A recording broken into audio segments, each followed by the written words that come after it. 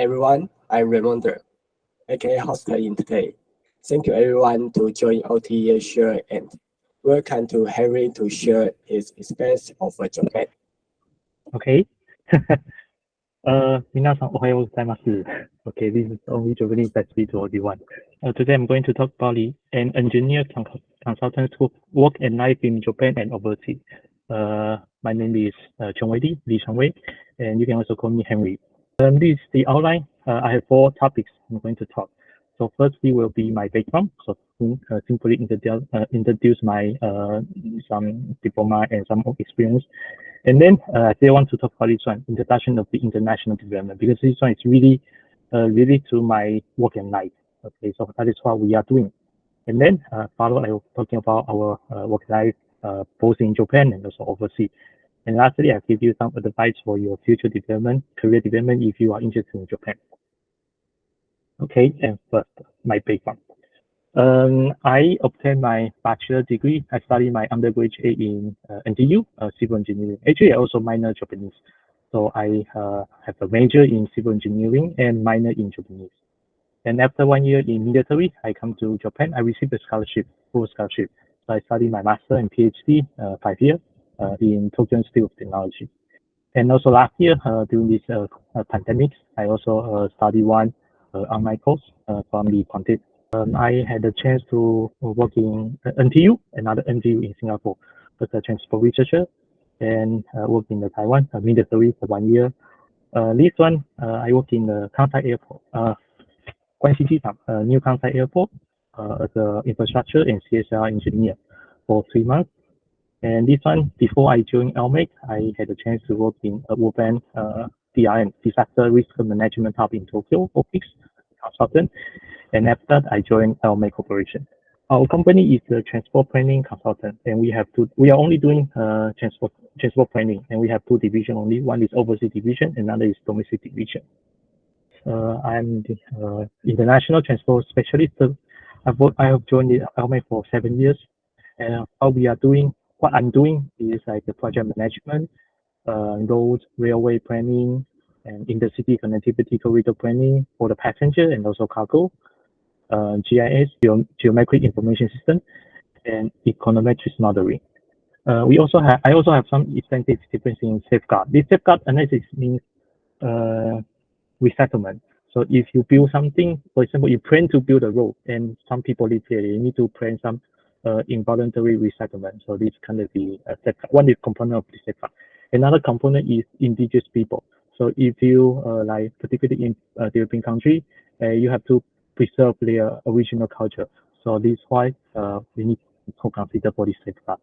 Another is the public sector involvement. Okay, and by far I have worked in several countries. Bosnia and Herzegovina, this is in Balkan, in Eastern Europe, and Côte d'Ivoire, i.e. Ivory Coast, and Egypt, Japan, Malaysia, Myanmar, Palau, Philippines, Rwanda is in Africa. Singapore, Sri Lanka, Taiwan, Thailand, and Vietnam. Recently, I'm working on the project in Bosnia and Herzegovina and Rwanda. Okay, so this is something. This is the photo. We do safeguard analysis. So we invite the local captain, something like Lidang. Okay, so we call the Lidang to come here to ask the opinion about our plan. And this one is the traffic control center. So I have a chance to visit there and to see the situation. This photo is in Philippines. Okay, and first I'll talk about what is international development. So for example, if I think this is something like Taiwan like 50 years ago or something, so 1960 or 1970, like Taiwan, or even something like here, something nowadays, like many developing countries. So those government, they have something, the problem is like the infrastructure is not good, and also have the poverty. So this situation, so they may ask international organizations such as World Bank, Asian Development Bank, African Development Bank, AIB, United Nations, or something, ask them for some support. Or they can ask like some country like ex-China, ex-Japan, ex-USA, UK, France, something. So this another is bilateral aid. So you ask this kind of the organization agency. Okay. And if you ask like the Japanese government, MOFA, 外务省, so the 外交部, okay, so if those kind of government, they may submit some proposal to them, and then if the MOFA they decide which project to do, then they will instruct Japan International Cooperation Agency, which is called JICA. So this JICA is similar as Taiwan's ITDF, okay, so this kind of the agency, they will do TA is technical assistance, and loan or grant. So these three kind of project to create this three kind of project. So these agencies and also this organization, since they are the government side, so they are not really implementing the project. So they design the project and they let this project to the consultant do. Okay, so we are the development consultant. So this consultant they cover several fields, several sectors. So urban planning, urban planning on transport, education, infrastructure, energy, water. This water may also have the water supply and sewage, and also like the solid waste and health, and also like something the public sector administration, governance or something. So actually there are different other fields of this special consultant. And so this consultant, they are doing the project and also the consulting service to the country. And I'm now here, I'm working as the consultant. So that's why we have many chances to go to different countries. Okay, so we receive the fund, now we receive the project from JICA or from this international organization, and then our implementing partner will be the local government. Okay, so something like we have two clients. So one is the funding client, another is our implementing partner. So what kind of international development agency they are doing? So if for the bilateral aid, Japan, I think it's quite famous, like Japan's JICA, and UK, DFID, and USAID. I think if you know, like if you go to like a different country, you may see those kind of logo, and AFD from France, and GIZ from Germany, and Australian aid. This Australian, I think also they quite a lot in Pacific, and Taiwan we also have the same one is ICTF. And if you are from the bilateral aid, like the World Bank, this is the biggest one in the world. And this one focuses in Asia Pacific, Asian Development Bank, and this is African Development Bank. This EBRD in East Europe and some previous Slovenian country, and AIB and EIB, and UNDP. Okay. So, and then also for my our life in Japan and overseas, and I will give you three examples. Okay. This is I recently I'm doing. So I will talk about one is in Palau, another is in Côte, and Rwanda, and lastly Japan. This project I was doing, actually this project is a big like a planning project, and we have several components. So one of the component is doing the traffic survey. So the traffic survey we have some surveyor at the intersection or roadside to count the car, and also we have some like household interview, and also go to the airport or some terminal to ask the tourists their opinion. So traffic survey or interview survey. So based on this result, then you can build some transport model. So for example, in one Palau, then how many the demand, what is the current demand, and what will be the future demand. So based on this demand analysis, then the government they can decide if they need a bus or they how to decide the frequency and how many bus or something. So this is the some photo in Palau. So actually this one is the CBD. Okay, so that is the business area in Palau. So just idea. Okay, so Palau is a very, very small country, and they already consider this as a traffic congestion. But for me, it's not a traffic congestion, but their definition is traffic congestion already. Okay, so this is the Palau, because you see they have three lanes. Okay, three lanes. And if during the peak hour, maybe have more cars. Okay, and this one, because they don't have the capacity to deal with the abandoned vehicle, so the car will just stop there. So this causes a very big environment problem. And then by far they really don't have the public transport. So the tourists, they only use the tourist bus or something, the school bus. So for the tourists, if you go there, they even no taxi. I mean, there's no like systematic taxi. So you have to like call some private one for the taxi service or something. So it's really not convenient. So this project I was doing was Palau Transport System Data Collection Project for public transport and tourism improvement. Started from last year, September to this year, March. The feature of this project is to identification of the public transport needs. So we do the survey to understand their needs.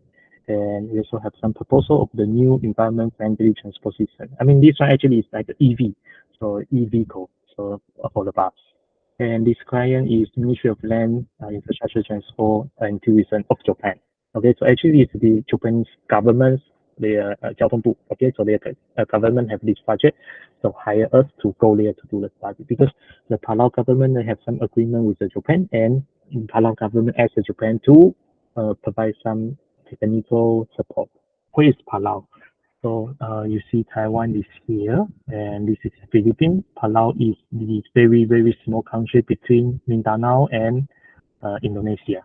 So only 459 kilometers square with 340 islands, and their population is less than 20,000. And also half of them are foreigners. So those foreigners are maybe from Bangladesh, from Philippines. They are usually like overseas labor or overseas like a technician living in Palau. And very interesting that Palau is one of the 13 countries with diplomatic relations with Taiwan. If you see closer from this island, so here is a CPD. Okay, so this is something their countryside and this is their sea. You see it's very, very clean. Okay, and this is just something anywhere. So you just just jump into the sea for free. Okay, so this is their CPT. We need to do the survey, right? I mean, we cannot have many surveyors come from Japan to go to Palau to do the survey. So we definitely need to hire the local staff. I mean, maybe that staff can be like we cooperate with the local consulting firm, so they are trying to allocate the personnel. So those kind of the local consultant they find many surveyors, so we need to do the training. So we do the training. And this survey, this survey we plan to do by tablet, because if you're using the paper, you may have to key in or something. They really have many human error. So if possible, then we try to use tablet. Okay, so we do a lot of the training and what is the survey is doing and what you need to do and how to ask the question. And we also design the questionnaire. So also hand out the tablet to them. Okay. But however, there are so many people come. This is in the airport. These people are tourists from Taiwan. So for example, we only have 2 or 3 surveyors here. Then we don't have enough manpower to really hand out many do one by one. So we still have simultaneously doing the paper survey. So these people they do answer the questionnaire, and this one is the resident interview. So our surveyor, you see they're using their tablet or smartphone, and they can answer their question in the tablet. And then she asks a question and she answers. Another thing I want to say that maybe you may think that this kind of the tablet questionnaire is very common, like using like Google Form or SurveyMonkey or something.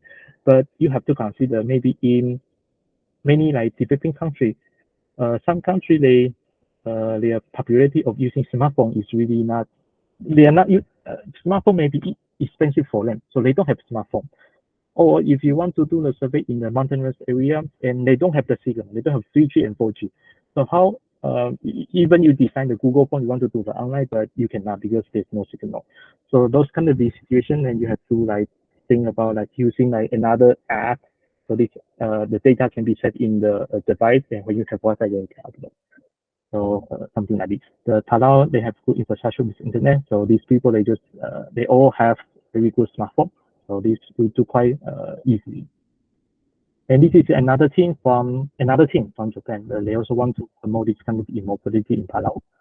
And this is the bus donated from Japan to Palau. So this kind of the new bus that's operating there. Okay.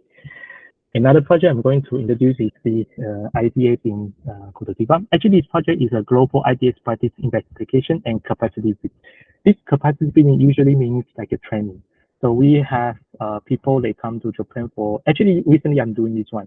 So these people, about like 10 person, they come to Japan for 1 month. So they have, they do a lecture and also do the site visit. Okay. And also maybe we select one of these countries, then we do the follow-up survey. So last year we do the follow-up survey to Côte d'Ivoire, and after the follow-up survey, we also held the seminar, ITS seminar in Côte d'Ivoire. So this project is a 3-year project. So every year we have 1 year training. So the feature of this project is investigation of global ITS operation. This ITS is intelligence transport system. So you may see like the IC car and also the ETS, ETC, and also the traffic control. These are all ITS field. Transport planning, equipment, and implementation of the training activity. The client is JICA. Okay, so here's the Côte d'Ivoire. It's in West Africa. It's to Ghana and Liberia. They speak French. Okay, and their population is somehow greater than Taiwan, but the area is almost 10 times. And in this, their biggest city is called Abidjan, and they have 5 million, 6 million residents, but the city still doesn't have any MRT, I mean the rail-based transportation. So you see this video near here. So a lot of the vehicles, I think this is the morning peak hour, so they all want to go this side, and the other side is no car. So like even like how to do the traffic management or something, it's also a big issue. So there are still many people working, they just street vendor, not street vendor, road vendor. So they just work into the road and to sell their products to the driver. This also causes another like traffic congestion and also the safety issue. Okay, so we actually we have tourists who visit Côte d'Ivoire, and we visit many organizations. So World Bank, we also visit AFC. Actually, AFC, I mean the France. France is now supporting them to build the first MRT in Abidjan. And we do a lot of design visits. So this is the camera monitor. So you see there's one, then there are so many coming out. Because it's Côte d'Ivoire, they consider the security very important because they have a civil war about 20 years ago. So safety is the big concern for them. And they do have the public transport bus, but people is using. And we also try to take the boat because you see here there are many rivers, okay, the lake or river. So ferry or boat is also very common transport for them, water transport. And there are also many like informal public transport. So those people, they just hanging out outside to ask the passenger to go in and they just collect the cash. But however, the government really cannot regulate this kind of the informal public transport. And this one is the toll expressway. They do have the toll expressway, but they are all PPP. Okay, so they are funding or not funded by the private sector or by the overseas investor. So actually, this one is this highway is we see a video first. You see this person, this EDC in the bridge, and he wants to pass by, but he cannot because he have something in the machine. And they are two kind of the sensors here. So that person using that machine to sense like something. So it was not successful. They spent the time doing that. Okay. So actually, this road project was invested by a French company. So this guy is the boss, the president. Okay. So you may see that in Taiwan we have very successful Far East Yuantong. They're using that very small ETC, right? You go there and you just cross by. But this president, he told me like if using something like that, you need to spend a lot of time to teach people to do that, and also they may easily broken this one, the gate. Okay. So actually, even this kind of the ETC is very convenient, but there's still a lot of people prefer to use the cash. Even ETC is faster, but maybe their culture, they don't have they don't want to save the money in the IC card or something, or the bank account is not all the people have the bank account or credit card. So that is something the limitation in the country. Okay, another project is in Rwanda. This project is entirely urban transport improvement. It's a TA, okay, also a 3-year project. So the feature of this project is the overall transport improvement, including public transport, traffic control, and road planning, logistics, and ITS and mobile service. The client is also JICA. And where's Rwanda? Rwanda is located in the East Africa. Here it's a very small country, next to Uganda, Burundi, Tanzania, and DRC. The population is half of Taiwan, and area almost same as Taiwan. And this is the safest country in the Africa. Maybe you may hear Rwanda Hotel. Hotel of Rwanda is a very famous movie. Okay, but because this country they also have a civil war 20 years ago, but now the government the government really changed the country, so it's now it's very safe and very clean. Okay, I show you some photo in Rwanda. So this is the biggest bus terminal, and you have a lot of the bus. This is, I mean, they have several bus terminal, but this one is one of the less organized bus terminal. So you have see many small mini bus. They just yeah, and these are trucks. The trucks they just stop at the roadside, park at the roadside. And I was asking them because why don't you park these trucks inside the like something industrial park or something? They say they don't have the space, so they don't have choice but stop roadside. But this one may cause a very big problem with the capacity, so you don't have the road capacity, and also some safety issue. This is the city market. Because in this project I was responsible for logistics, so that's why I went to see a lot of the some trucks and also market. So this is the city market. So this kind of the trucks they already just occupy the road. So this area is really unregulated. So this is another issue. Okay. And this country they also have a lot of the motor taxi. So they have a motorcycle. And you see, their road is very, very clean. But they say they are African Singapore. Okay, so their road is very clean, super clean. There's no garbage because they have many volunteers of these people, maybe like from the government or something. So they always do the cleaning. So you never see any garbage along the road. So it's car-free day. So the car is not allowed to go out, so people can exercise along the road. This one is the milk cold chain. So this country doesn't have enough for cold chain.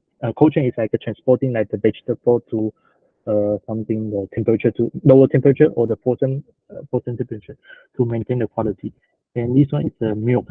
So the milk company they have their own cold chain, and this is the milk shop. So they have a tap inside, and this lady is filling the milk. So you can have a cup there, and you can just drink the milk directly. And we were asking she then, how did you know how many remaining milk inside? And she just said, just putting the ruler inside the milk, and you'll see how many inside. Okay, so actually there's no meter yet, so they just using like very simple way to see. Okay. Another one is another thing is the this one. Do you see the video? This is the new technology actually from US, California. Its company is called Zip Line. So this drone is to transport like in this country still using for healthcare products and also the blood.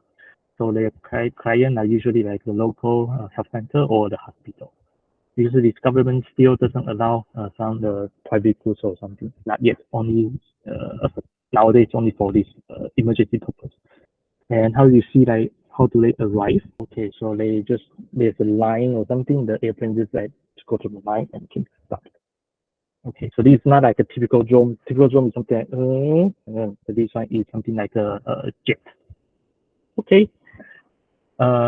So you may see like why I live in Japan, but I have all working overseas because this is our nature, our nature. Yes.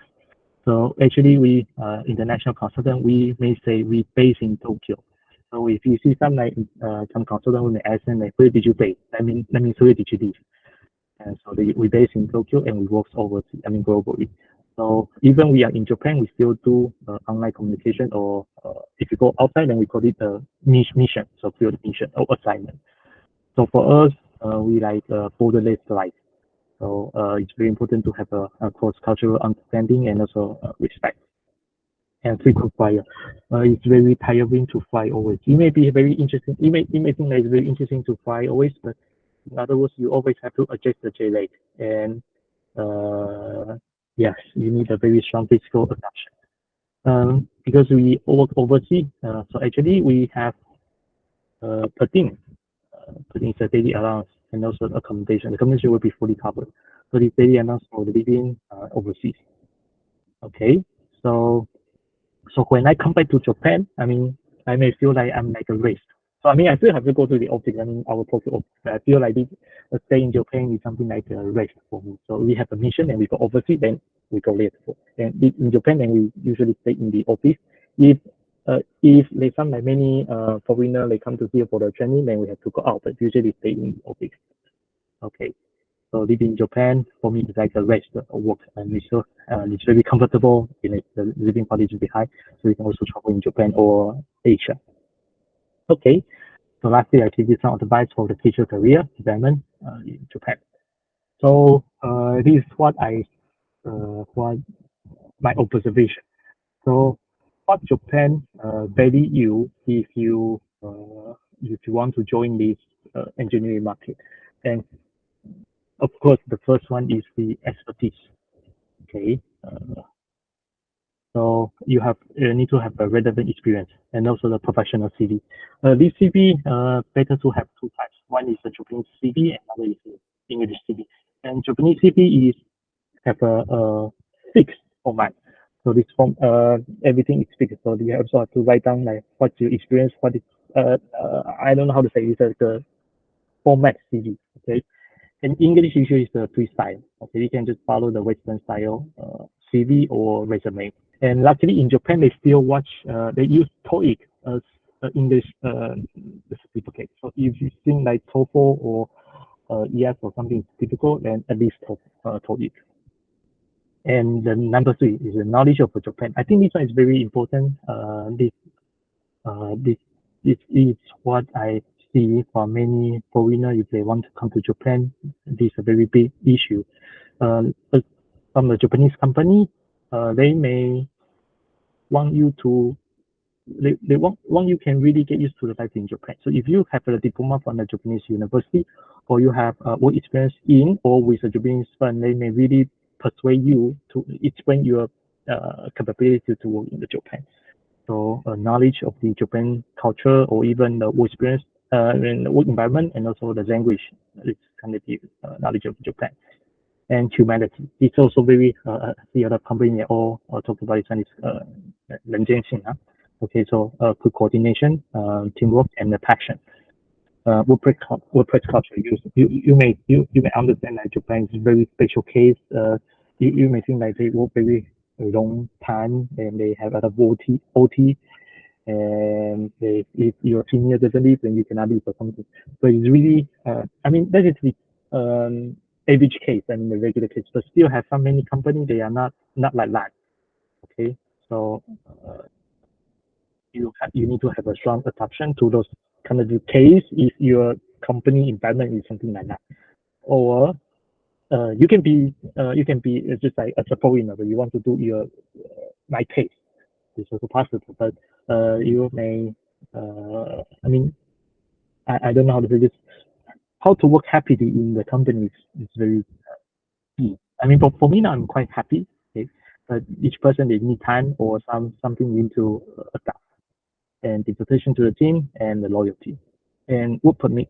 And I think maybe that is the big problem for the North America. So Canada and US, they even Europe, they were always asking about the visa. But actually in Japan, visa is actually it's not the problem. So as long as you can have an offer, then you can use that offer to apply visa easily. Because the Japan, the government, they don't have any like limitation of how many work permit they need to give. I don't think they don't have, as far as I know. And even like if you are the high skill person, high skill specialist, then you can apply PR easily. Okay, so I think after I joined the company 1 year, just working 1 year, and I applied PR. So now I have PR of Japan already. Okay, so action. So what you can do now if you are interested in Japan. So first of all, accumulate professional international experience. So the good experience to have a good CV. Collect information with the headhunter or the HR firm. So actually, still many international headhunter they are using LinkedIn. Okay, so you can link in like to select the location in Japan or something. Then you immediately receive some people they send email message to you. Or this HR firm means there are some Japanese website, Japanese company, they have their website, so you can register and the HR will come to contact you. Or you can contact the company you are interested in first. But I would suggest you go to the headquarters. Okay. The follow the latest trends to know the market and also the consult with the professional group. So what can be professional group? For example, this one is quite famous, is the work life in Japan.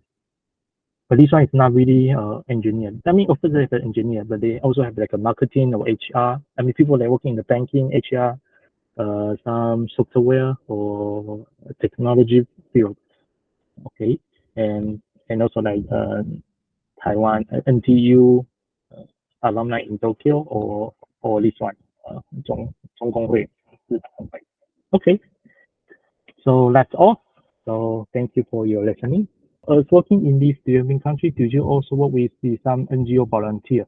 I would say NGO is another type of international development. So maybe they are quite similar to, so maybe they are directly working with like some local government. I mean the local government. So maybe the local, they go there and they based in different countries. So they work directly with the, if they doing the project, actually we are different style. Okay. So we usually get the project because we are the private sector. So we need some funding, we need to earn the money. So usually we work directly with the government side. But however, for example, if in the field we need to collect some information or we need to hire like local resource personnel to join our team or something, in that case we also coordinate or even work together with NGO. And the second question is, does your company work with other international consultant companies? Yes, so this one is a project contract.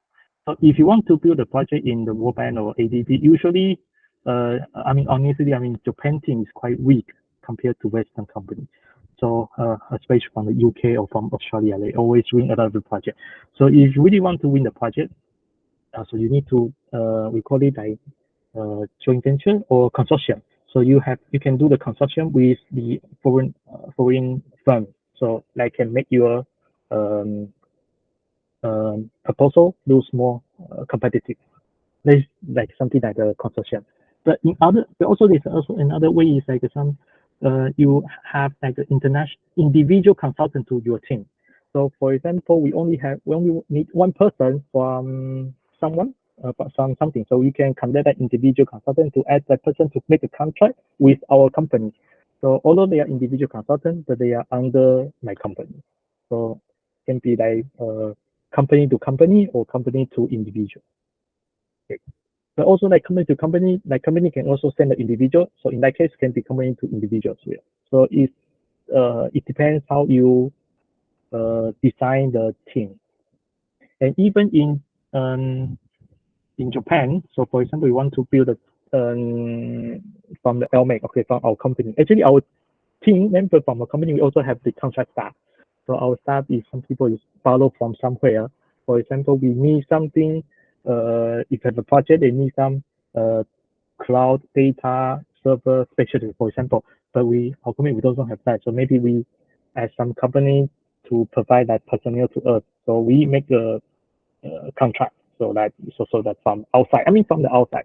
So that outside can be in Japan or from the other country. Okay.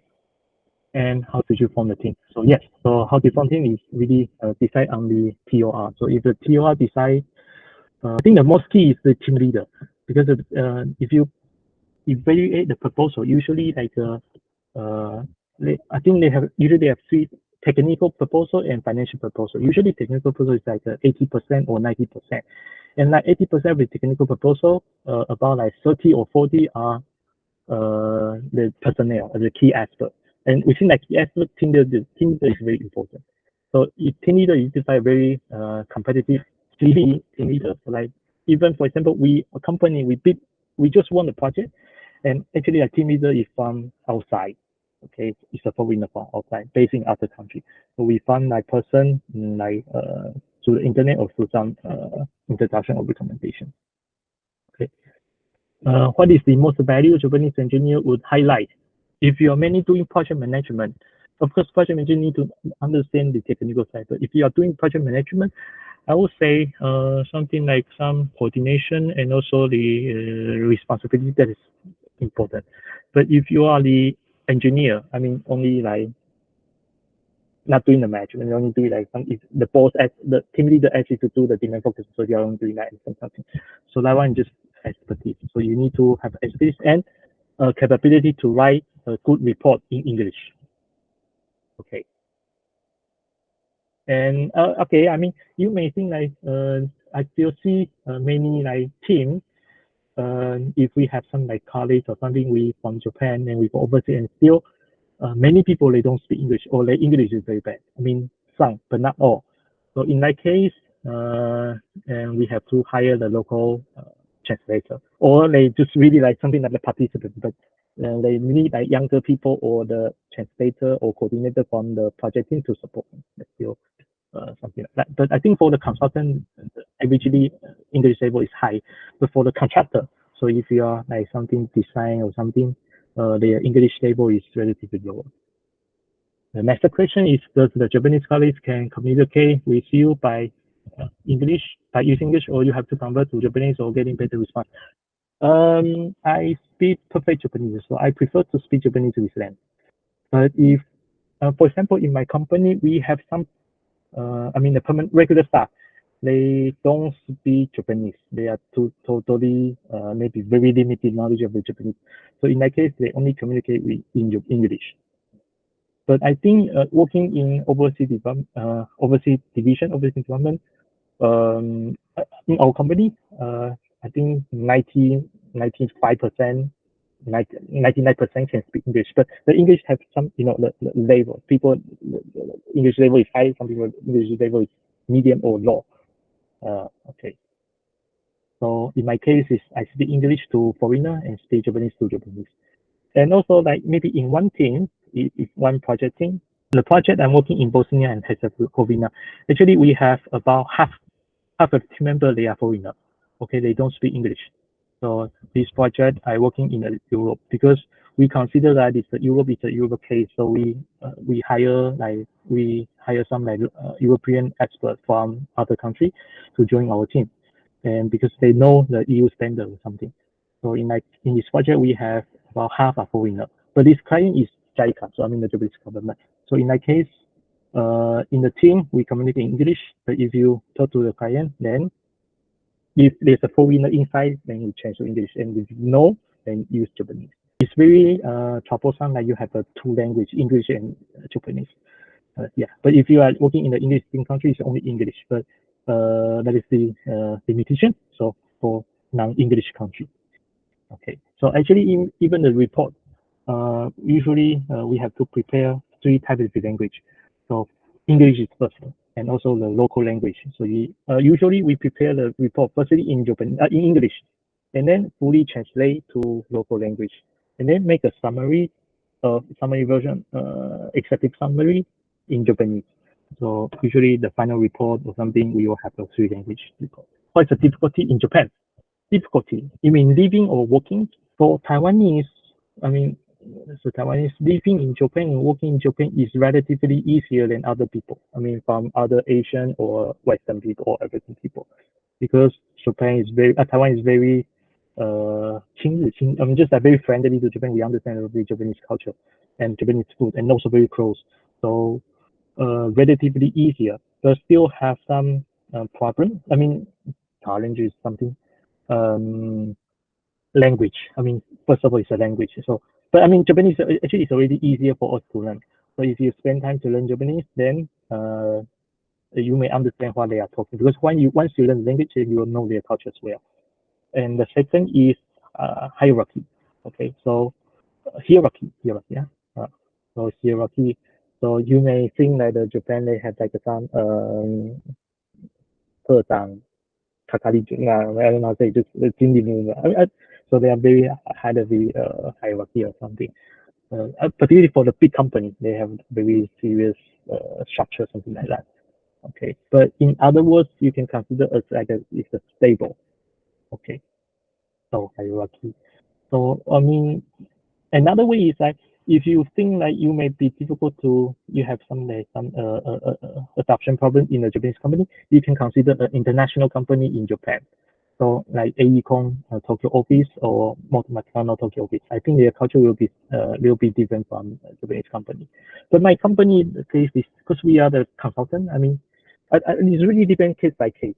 So the consultant, so they have relatively flat structure. So me up is the director and then chairman.